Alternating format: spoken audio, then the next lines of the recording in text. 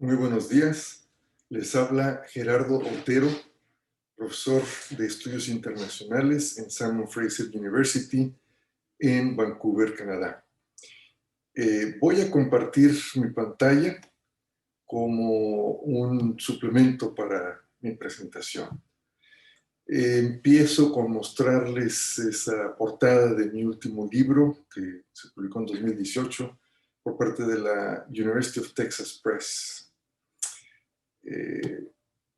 Este es el esbozo de lo que voy a hablar, una introducción, definiciones, datos, bastantes datos les voy a presentar, y por último, cuáles serían los desafíos para la 4T, el gobierno de Andrés Manuel López Obrador. Entonces, como introducción, pues nada más tomar en cuenta de que el vuelco neoliberal se da a partir de 1986, es la fecha en que, otros podrían decir que en 1982, cuando entra Miguel de la Madrid. Yo pongo esta fecha porque fue cuando México ingresó al GATT, al Acuerdo General sobre Tarifas y Aranceles. Entonces ahí eso privilegió la apertura comercial, que empieza en el aspecto agrícola, sobre todo en 1988-89, cuando ya Carlos Salinas de Gortari estaba en la presidencia.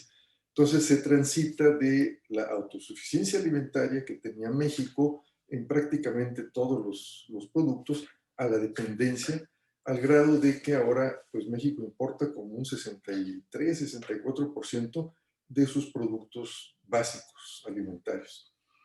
Y no es casualidad de que México es de los países que tienen una de las mayores incidencias de obesidad, y esto desde luego ha complicado tremendamente la pandemia del COVID-19.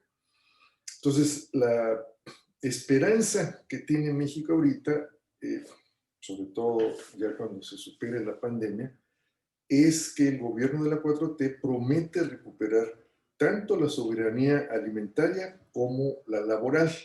¿Qué querría decir esto de la soberanía laboral?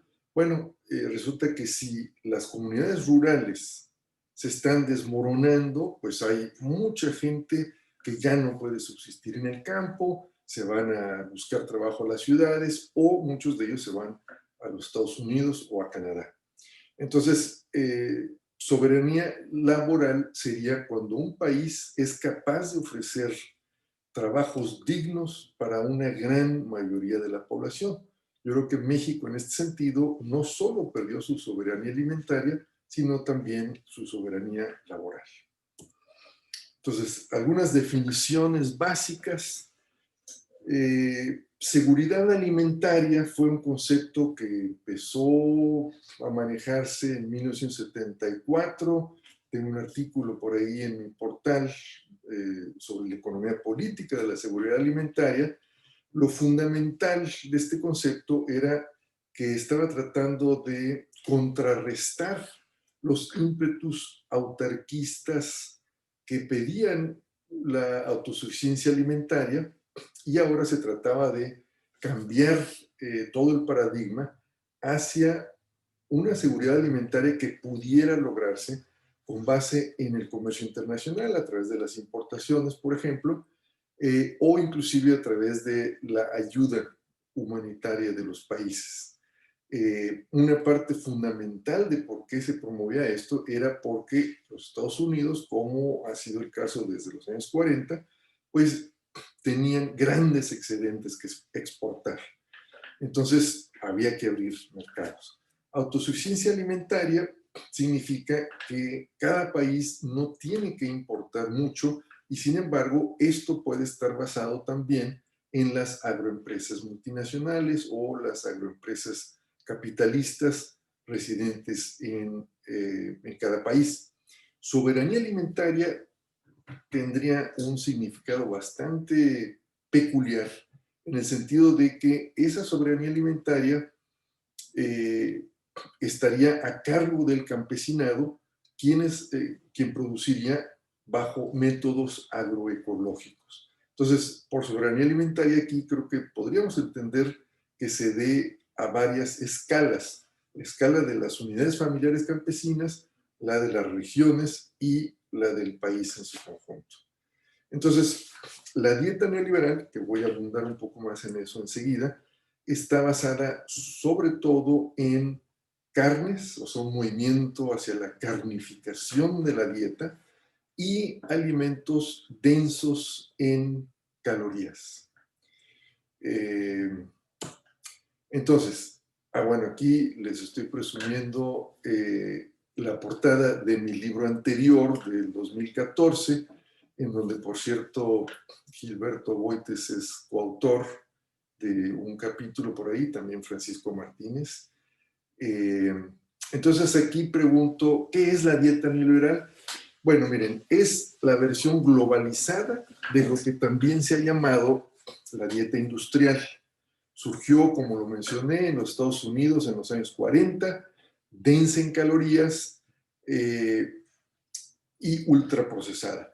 Aquí quiero aclarar que esta densidad de las calorías, o sea, hay otros, hay que distinguir por lo menos dos tipos de densidad calórica.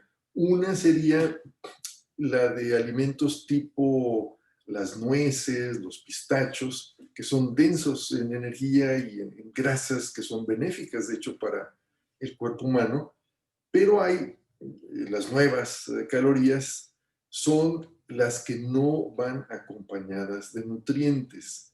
En ese sentido, digo yo que no todas las calorías están hechas iguales, sobre todo porque no todas van acompañadas de esos elementos nutritivos.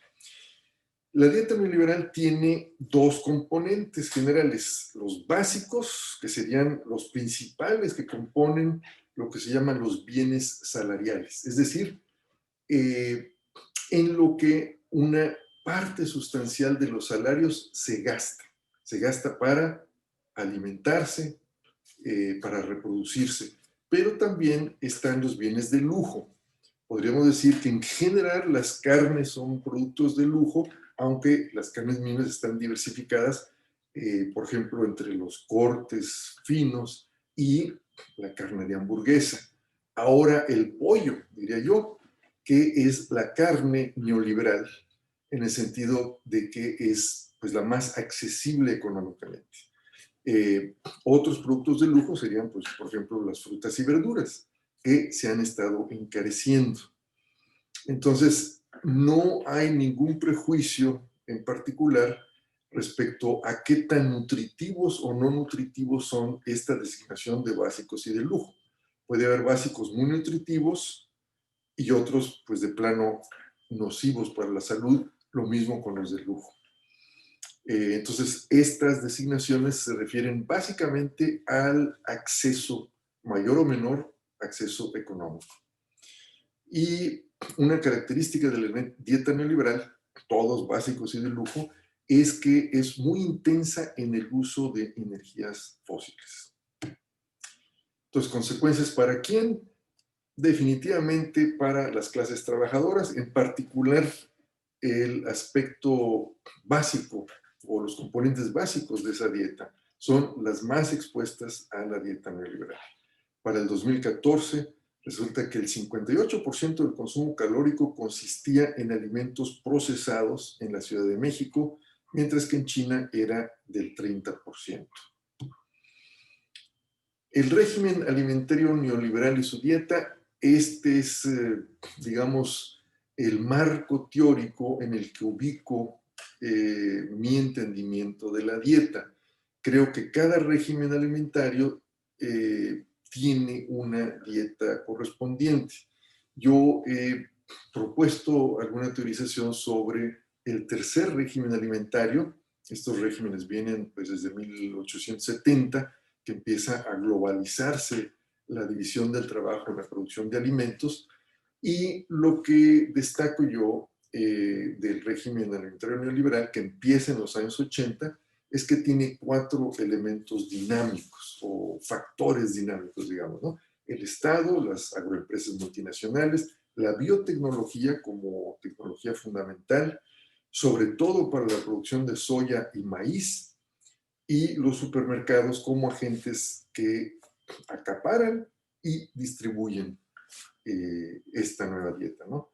La soya y el maíz son muy importantes, sobre todo para la alimentación del ganado, pero también para la producción, en el caso del maíz, eh, de elementos o alimentos muy densos en energía que contienen jarabe de maíz de alta fructosa, que por cierto también es un producto de la biotecnología que salió por allí en 1978. De hecho, yo lo ubicaría como uno de los primeros productos de la biotecnología.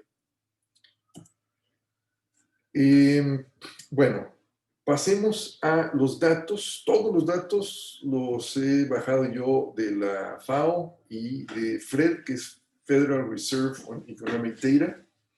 La FAO, pues, es la Organización para la Agricultura y la Alimentación de las Naciones Unidas. Esto es de la FAO y nos dice cómo ha evolucionado la población urbana y rural de México. Tenemos que de una población de aproximadamente 60 millones en 1990 urbana y unos 25 millones rurales, pues brincamos a más de 100 millones y más o menos los mismos 25 millones en el campo. Entonces, México se ha urbanizado tremendamente, poco más del 80% de la población ya es urbana. O sea que como aquí la cantidad absoluta se mantuvo, pues ya en términos relativos, ya México tiene como más de 80% de población urbana. Los datos de desnutrición, fíjense que estos los acabo de bajar ayer, entonces me sorprendieron, ¿no? Porque, pues sí, en términos absolutos, estos son millones de personas, ha aumentado bastante y son promedios de 3 años. Entonces, hasta 9 millones de personas que están desnutridas. Entonces, aquí tenemos dos fenómenos de inseguridad alimentaria. Uno sería este, que denota que hay muchas personas, 9 millones de personas, que tienen insuficiente acceso a los alimentos. Y esto se ve, pues, aquí también, ¿no? Con personas con inseguridad alimentaria severa, que no necesariamente desnutridas. Entonces, la parte desnutrida sería un subconjunto de estas personas con severa inseguridad alimentaria, que llega a casi 15 millones de personas. La otra parte de la inseguridad alimentaria, diría yo, que proviene ya no tanto de la cantidad en el acceso a los alimentos, sino de la calidad, ¿no? Y aquí es donde entra, pues, esa densidad calórica de la dieta neoliberal, que yo la veo como uno de los factores claves en el aumento de la incidencia porcentual, en este caso, de la obesidad. México aumentó en el año 2000 de menos de 21 millones, perdón, menos de 21% de la población a casi 29% con obesidad, que se define como gente que tiene un índice de masa corporal mayor de 30. No me voy a meter en esa definición, supongo que eso más o menos está sabido. Miren, aquí tenemos un mapa en el que lo que quiero destacar es cómo evolucionó el sobrepeso. No es obesidad, sino bueno, la obesidad está en términos de los colores, ¿no? Pero el sobrepeso, cómo aumentó porcentualmente de 1980 al 2008.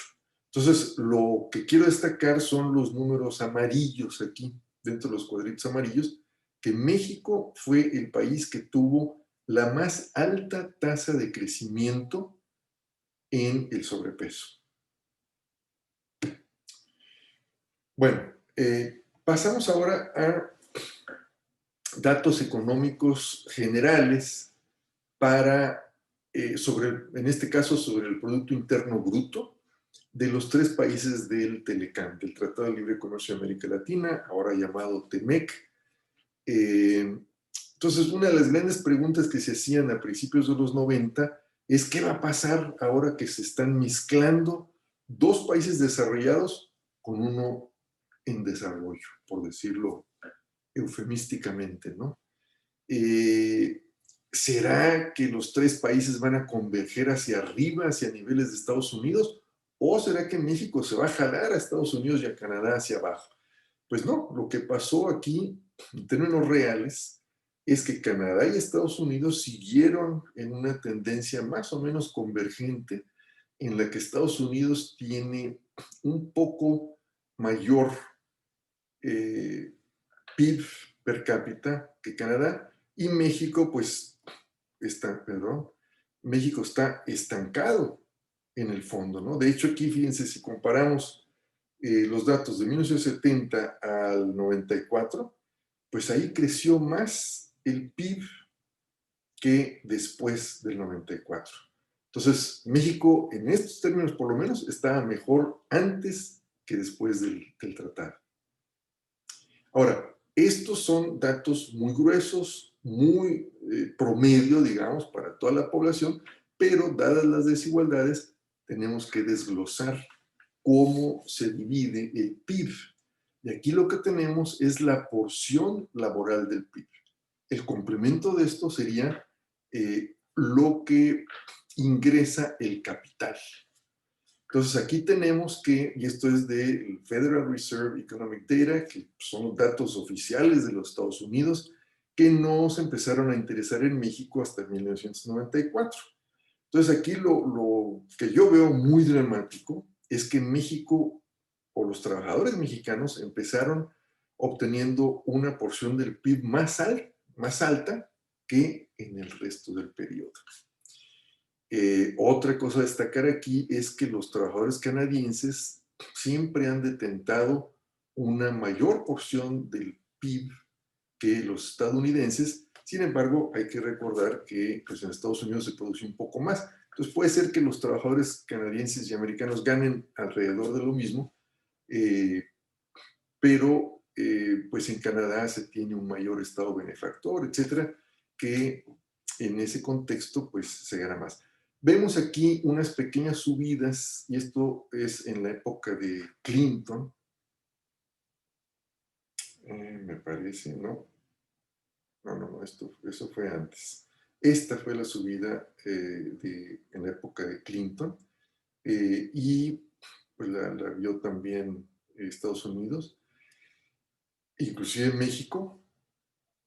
Luego esto baja una vez que ingresa, y creo que esto se puede ver mejor en la siguiente gráfica. Miren, en esta gráfica lo que hice fue igualar los ingresos de 1994 a 100. Entonces, o sea, de estos ingresos, ahora los estamos convirtiendo a un índice en donde 1994 era 100.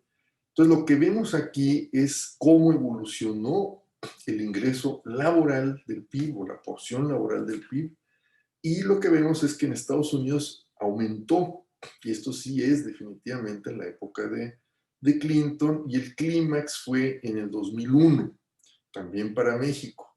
¿Qué es lo que pasó en el 2001? Que ahí entra China a la Organización Mundial del Comercio. Entonces, imagínense cómo impactó eso en la oferta laboral dentro de la economía mundial. Para empezar, México en los primeros 6 meses del 2001 perdió 600,000 trabajos de maquiladoras que se fueron a China. Entonces, pues de ahí en adelante México más que nada perdió, o sea, los trabajadores, porción de su ingreso del PIB. Aquí hubo una pequeña subida, luego bajadas, pero nunca se ha logrado ni siquiera lo que se tuvo en el 1994, y lo mismo se puede decir para los canadienses y los americanos. Bueno, pasemos ahora a cuál ha sido el desempeño alimentario de los tres países del Telecán, siempre comparados con esta línea amarilla que va a ser el promedio mundial. En este caso lo que tenemos son kilocalorías per cápita por día, y siempre Estados Unidos va a ser de color azul, Canadá de color rojo y México de color verde, igual que lo teníamos en la gráfica anterior. Entonces, miren, para mí lo más destacable es que cuando México tuvo el sistema alimentario mexicano a fines de los 70s y hasta el 81, 82, México no solo sobrepasó en kilocalorías per cápita por día a Canadá, sino que casi llegó a igualar a los Estados Unidos. Y pues habría que desglosar esto, ¿no? A ver cuáles fueron la calidad de las proteínas o de las calorías que se ingerían en esa época, pero el punto principal es que de aquí para real, pues México se estancó en su desempeño kilocalórico alimentario. Ahora bien, ¿cómo es que México se ha hecho más obeso si no está consumiendo ni siquiera lo que consumía en el 1981? Bueno, pues vamos a ver. Aquí lo que tenemos es un desglose, yo diría, de el aspecto cualitativo. Resulta que México inició este largo periodo de datos que tenemos de la FAO, que empieza en 1961 y en este caso llega nada más hasta el 2013. En datos comerciales llegan hasta el 2017, 2018, pero en estos no. Entonces, fíjense cómo México empieza con casi 75% de las proteínas provenientes de vegetales, o sea, de frutas, verduras, bueno, de verduras sobre todo, ¿no? Frijoles, en fin. Entonces estábamos muy por encima del promedio mundial. Ya para fines del 77, México desciende por debajo del promedio mundial en el consumo de proteínas vegetales. Y fíjense cómo Canadá mejoró su desempeño en calorías vegetales, mientras que Estados Unidos, pues, mejoró un poquito, pero básicamente medio estancado, ¿no? Y eso se lo atribuyo a que hay mejor nivel de vida en Canadá que en Estados Unidos. Miren, la contrapartida de esto es, desde luego, pues que México aumentó su consumo de proteínas animales. Entonces, y estas proteínas animales vienen de todo, ¿no? O sea, de leche, quesos, huevos y, desde luego, carne. Entonces,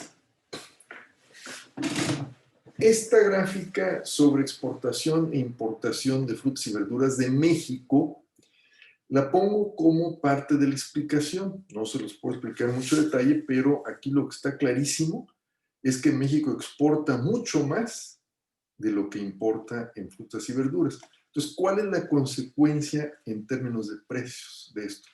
Pues que las frutas y verduras, y de hecho los alimentos en general, se han convertido en los precios más volátiles en México desde el 2007, que se dio la crisis mundial de inflación en los precios alimentarios.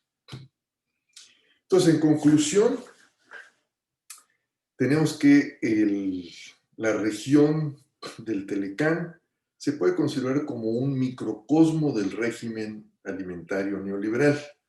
En México se consumen más cárnicos y alimentos más densos en energía, y hay una divergencia clasista en las dietas. Se los podría demostrar con muchos datos que tengo, pero no tenemos tiempo. Entonces nada más les doy esta conclusión de que las clases media, alta y alta están consumiendo más carnes, frutas y verduras, y entre paréntesis les pongo vino porque eso no lo he podido estudiar muy bien porque no hay suficientes datos, pero es mi hipótesis, mientras que las clases bajas y medias consumen más alimentos densos en energía, posiblemente más pollo y más cerveza. Entonces, la cerveza sería la bebida alcohólica básica y el vino sería la bebida alcohólica de lujo. Entonces, ¿qué piden los movimientos sociales? Bueno, aquí les presumo un cuadro que me pintó mi hijo en 2016 para mi cumpleaños, porque sabe por dónde cojeo. Entonces, pues aquí está el moto de uno de los principales movimientos agrarios: sin maíz no hay país y sin frijoles tampoco. Entonces piden soberanía alimentaria, regeneración del campo, conservación de la biodiversidad y reducir la desigualdad. Yo creo que reducir la desigualdad es una condición importantísima para que la gente pueda tener un mayor acceso a los alimentos más saludables. También habría que hacer todo lo anterior, creo yo, para que la estructura productiva de la alimentación pueda enfocarse en una producción más saludable. Ahí termino y estaría dispuesto a tomar preguntas. Muchas gracias.